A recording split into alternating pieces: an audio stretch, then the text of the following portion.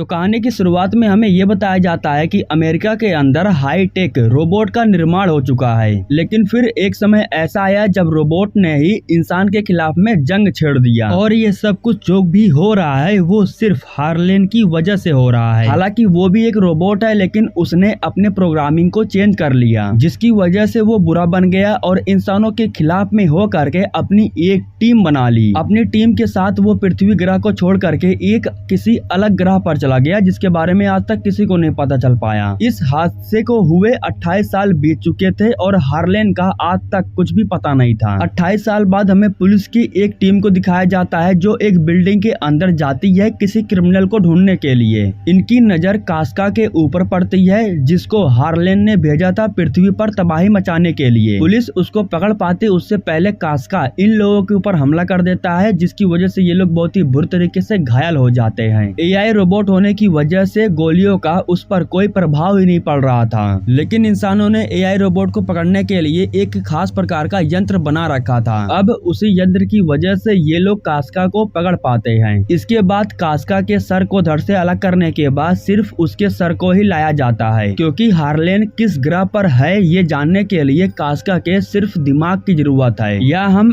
Atlas को देखते हैं जो एआई रोबोट्स में प्रोफेशनल है। हालांकि कास्का को हैक करना इतना भी आसान नहीं था, लेकिन एटलस ये काम कर सकती है। वो कास्का को हैक करने के बाद उसके अंदर की जानकारी को बाहर निकालती है, जिसकी वजह से एटलस को मालूम चल जाता है कि हार्लेन कौन सी ग्रह पर छुप करके बैठा हुआ है। इस दौरान कास्का एटलस को मारने की कोशिश करता है, लेकिन एटलस जैसे कि मैंने आपको बताया कि वो इन सब में प्रोफेशनल है, इसलिए वो बड़ी ही आसानी से अपने आप को बचा लेती है और जानकारी हासिल कर लेने के बाद वो कास्का को जान से मार देती है। इस जानकारी को निकालना किसी और की बस की बात नहीं थी, ये सिर्फ एटलस ही कर सकती थी, इसीलिए सभी लोग तालियां बजा करके उसका स्वागत करते हैं। मिशन पर जाने का जो प्लान था वो काफी समय पहले ही बन चुका था और सब कुछ तैयार था। हार्लेन के ऊपर हमला करने के लिए इलायस ने अपनी पूरी टीम और सब कुछ तैयारी करके बैठा हुआ था। इन्हें बस ये तलाश था कि हार्लेन कहाँ छुप करके बैठा हुआ है। अब जैसे कि इन्हें मालूम चल गया है कि हार्लेन कौन सी ग्रह पर है, इसलिए अब ये लोग मिशन के लिए रवाना होने वाले थे। इनका मिशन ये था कि ये लोग उस ग्रह पर जाने वाले थे और हार्लेन को मार करके वापस आने वाले थे। हालांकि ये लोग जितना आसान ये सोच रहे हैं इतना आसान ये है भी नहीं। हार्लेन अपनी पूरी फोर्स के साथ काफी समय से पृथ्वी के ऊपर हमला करना चाहता था, लेकिन पृथ्वी ग्रह के चारों तरफ शील्ड लगने की वजह से वो पृथ्वी पर हमला नहीं कर पा रहा था। कुछ ही समय के बाद ये लोग GR39 यानी कि उस ग्रह के पास पहुंच जाते हैं जहाँ पर हार्लेन रह रहा था। जंग पर जाने से पहले इलायस एटलस को अपने डाइव के बारे में बता रहा था, लेकिन ठीक उसी समय बहुत ही खतरनाक तरीके से इन लोगों के ऊपर लगातार फायरिंग होती है और ये फायरिंग कोई और नहीं बल्कि हार्लेन के लोग ही कर रहे थे, क्योंकि उसे मालूम चल गया था कि उसके ग्रह के आसपास कोई स्पेसशिप आकर के खड़ी है। एटलस को बचाने के लिए इलायस उसे एक डाइव के अंदर डाल देता है और इसी वजह से इतना जोरदार धमाका होने के बावजूद भी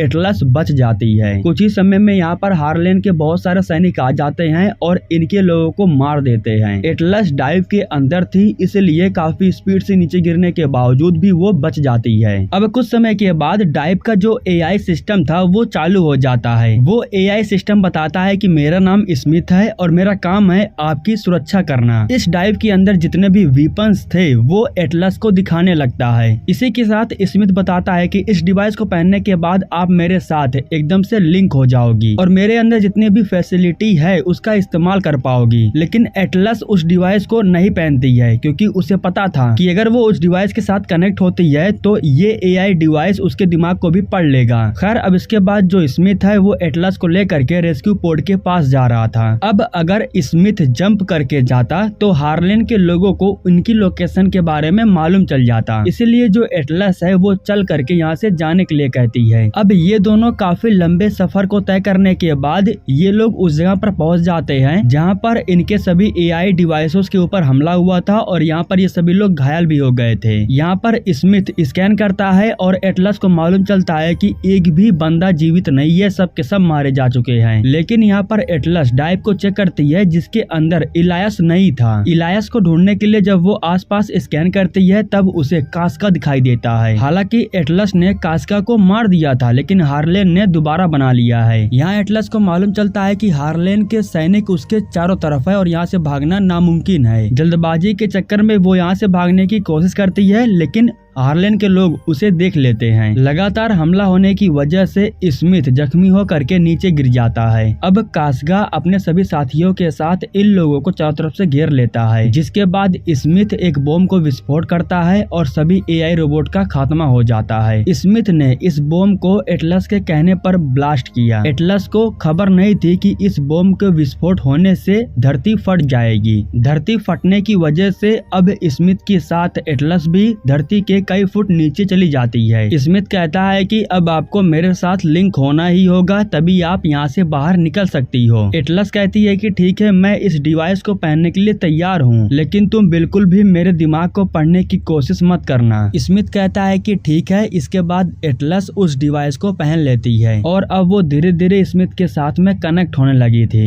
इधर हमें कास्गा को दिखाया जाता है। सभी एआई रोबोट मर चुके थे, लेकिन अभी भी वो जीवित था। वो अपने लीडर हार्लेन के साथ संपर्क में जाता है और उसे बताता है कि वो यहाँ पर आ चुकी है, वो अभी भी जीवित है, मैं उसे मार नहीं पाया हूँ। इसके बाद हम देखते हैं कि इलायस अभी भी जिंदा है। हार्लेन ने उसे बंदी बना करके रखा है। वो इलायस के पास से कोड को हासिल करना चाहता है। कोड को हासिल करने के बाद वो पृथ्वी के चारों तरफ लगे हुए शील्ड को तोड़ सकता है। इधर स्मिथ के साथ कनेक्ट होने की जो प्रोसेस थी वो आधा हो चुका था। इसी वजह से अब स्मिथ और एटलस का दिमाग एक हो चुका था। इसके बाद एटलस को मालूम चलता है कि यहाँ से बाहर निकलने के लिए वो एक गुफा का इस्तेमाल कर सकती है। अगर वो यहाँ से डायरेक्ट बाहर निकलने की कोशिश करती है तो कास्गा उसे देख सकता है। थ्रस्टर को चालू करने के बाद स्मिथ एक झटके में ऊपर आ जाता है, लेकिन स्मिथ जैसे ही गुफा से बाहर आता है तो कास्गा का एआई रोबोट उसे देख लेता है, जिसकी वजह से कास्गा को उनकी लोकेशन के बारे में मालूम चल जाता है। लोकेशन का पता चलने के बाद कास्गा अकेले ही उनका पीछा करने लगता है, लेकिन स्मिथ ने अपने पीछे ढेर सारे माइन को बिछा रखा था। कास्गा जैसे ही उस माइन के ऊपर आता है तो एक जोरदार धमाका होता है। इस धमाके की वजह से कास्गा का बहुत ही बुरा हाल हो जाता है और यहाँ पर एटलस एक बार फिर से कास्गा को मार देती है। कास्गा की वजह से हार्लेन के कंपाउंड के बारे में एटलस को मालूम चल जाता है, जिसके बाद एटलस डिसाइड करती है कि वो उसके कंपाउंड तक जाएगी। स्मिथ उसे मना कर रहा था, लेकिन एटलस नहीं रुकती है क्योंकि वो देखना चाहती थी कि आखिर हार्लेन किस प्रकार की तैयारी वो अपने ग्रह पर कर रहा है। काफी लंबे सफर को तय करने के बाद वो उसके कंपाउंड तक पहुंच जाती है। हार्लेन के कंपाउंड को देखने के बाद एटलस समझ जाती है कि हार्लेन कुछ बड़ा करने वाला है। ठीक उसी समय हार्लेन स्मिथ को हैक करने लगता है। हार्लेन के जो एआई डिवाइसेस थे वो इन लोगों को देख लिए थे और इनका पीछा करने लगे थे। स्मिथ जैसे कि हैक हो चुका था, इसलिए वो कुछ नहीं कर पाता है और नीचे गिर जाता है। अब इस तरीके से जो एटलस थी वो हार्लेन के कैद में हो जाती है, लेकिन एटलस घायल होने से पहले आखिरी बार अपनी लोकेशन अपनी टीम के पास भेज देती है, जिसकी वजह से मेजर को उनकी लोकेशन के बारे में मालूम चल जाता है। इधर एटलस को बंदी बनाने के बाद उससे मिलने के लिए हार्लेन खुद आता है और वो एटलस को बताता है कि वो उसका काफी समय से इंतजार कर रहा था, क्योंकि एटलस के बिना हार्लेन का मिशन पूरा ही नहीं हो सकता है। पृथ्वी के चारों तरफ लगे हुए शील्ड को तोड़ने के लिए मुझे तुम्हारे अंदर का भी कोड चाहिए और अब मैं तुम्हारी और इलायस की मदद से उस कोड को हासिल कर सकता हूँ। हार्लेन बताता है कि वो अपने द्वारा बनाए हुए मिसाइल को पृथ्वी पर लॉन्च करने वाला है, जिसकी वजह से एक ही पल में पूरी पृथ्वी का खात्मा हो जाएगा। कोड को हासिल करने के लिए वो एटलस को लेकर के अपने लैब में जाता है। जिस तरीके से वो इलायस के पास से कोड को हासिल करता है, ठीक बिल्कुल उसी तरीके से वो एटलस के पास से भी कोड को हासिल कर लेता है, लेकिन वो एटलस को मारता नहीं है क्योंकि 5 मिनट के बाद एटलस का ऑक्सीजन अपने आप ही खत्म हो जाएगा। इसीलिए वो एटलस को 5 मिनट जिंदा रहने के लिए छोड़ देता है और ये उसकी बहुत बड़ी गलती हो जाती है। इन सभी के चले जाने के बाद एटलस इलायस को बताती है कि स्मिथ भी मेरी वजह से पकड़ा जा चुका है। यहाँ पर आने के लिए वो मना कर रहा था, लेकिन मैंने ही उससे जिद किया। मेरी वजह से स्मिथ भी अब खत्म हो चुका है। इसके बाद इलायस बताता है कि डाइव के अंदर लगा हुआ रिएक्टर जब तक खत्म या खाली नहीं हो जाता है तब तक उनके अंदर पावर रहती है। यह कहने के बाद इलायस अपना न्यूरो लिंक निकाल करके एटलस को दे देता है। एटलस उसे पहनती है और स्मिथ को आवाज लगाने लगती है, लेकिन स्मिथ का कोई भी जवाब नहीं आ रहा था। लेकिन कुछ समय तक आवाज लगाने के बाद स्मिथ उठ जाता है। लिंक पूरा होने में अभी भी कुछ % बाकी था। स्मिथ बताता है कि किसी वजह वजह से हम आपस में लिंक नहीं हो पा रहे हैं। हमें 100% लिंक होना होगा, तभी मैं आपकी हेल्प कर सकता हूँ। इसके बाद यहाँ पर एटलस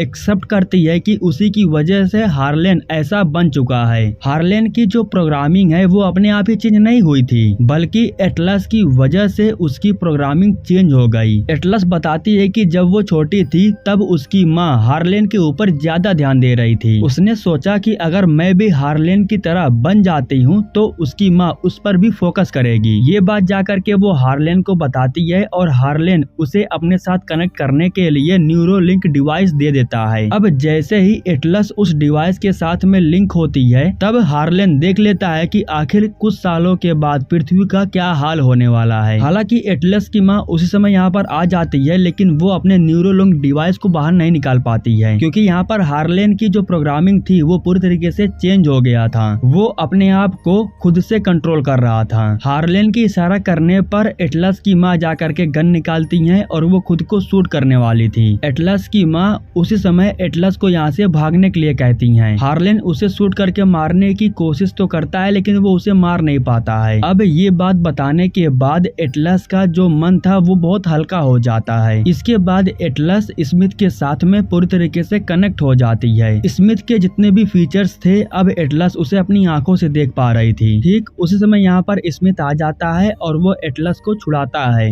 यहाँ स्मिथ बताता है कि हार्लेन अपने मिसाइल को 4 मिनट के बाद लॉन्च करने वाला है। स्मिथ के पास इतने वीपन भी नहीं थे कि वो जा करके फाइट कर सके, लेकिन इनके पास कुछ सामान पड़ा हुआ था जिसकी वजह से स्मिथ अपने आप को अपग्रेड करता है। इसके बाद वो इन लोगों से फाइट करने के लिए बाहर आ जाता है। यहाँ पर जो इलाइस था वो भी एक गन ले करके गैस सिलेंडर को उड़ा देता है, जिसकी वजह से यहाँ पर एक जोरदार धमाका होता है और सब कुछ तबाह हो जाता है। धमाका होने से पहले स्मिथ बाहर भाग चुका था। ठीक उस समय यहाँ पर गन ले करके हार्लेन आ जाता है और वो स्मिथ के ऊपर फायरिंग करने लगता है। हार्लेन इन सबका ध्यान भटकाता है, जिसकी वजह से मिसाइल लॉन्च हो जाती है। मिसाइल को लॉन्च होता हुआ देख करके एटलस स्मिथ से कहती है कि मिसाइल को शूट कर दो। वीपन को रिलोड करने के बाद स्मिथ उस मिसाइल को सही समय पर शूट करता है, जिसकी वजह से एक जोरदार धमाका होता है और हार्लेन की वो मिसाइल पूरी तरीके से तबाह हो जाती है। पृथ्वी को बचा करके